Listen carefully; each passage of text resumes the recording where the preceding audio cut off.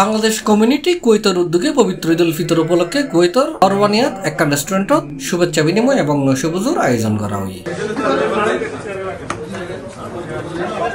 সংগঠনের সাধারণ সম্পাদক মোহাম্মদ বেলাল হোসেনের সঞ্চালনায় সংগঠনের সভাপতি মোহাম্মদ ফিরোজ বদুর সভাপতিত্বে অনুষ্ঠানের প্রধান অতিথি হিসেবে উপস্থিত আছেন বিশিষ্ট ব্যবসায়ী এবং সমাজসেবক সংগঠনের সিনিয়র সহসভাপতি কামরুল ইসলাম।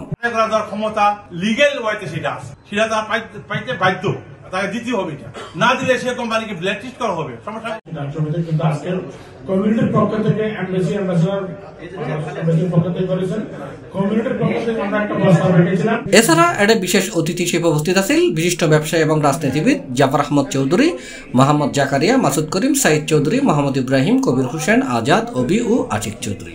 এছাড়া অনুষ্ঠানে বিভিন্ন শ্রেণী পেশার বাংলাদেশি মানুষ, প্রিন্ট মিডিয়া সহ বিভিন্ন সংগঠনের নেতৃবৃন্দ উপস্থিত আছেন।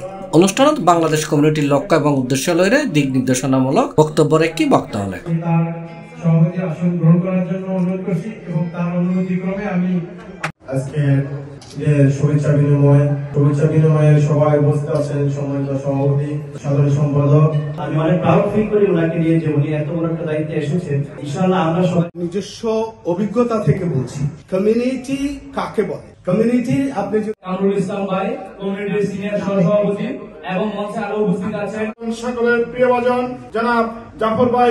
শেষে সভাপতির বক্তব্য ব্যাকরণ ঈদের শুভেচ্ছা এবং অভিনন্দন জানাইলে নৈশভোজের মাধ্যমে অনুষ্ঠানের সমাপ্তি হয়। সি+, চট্টগ্রাম।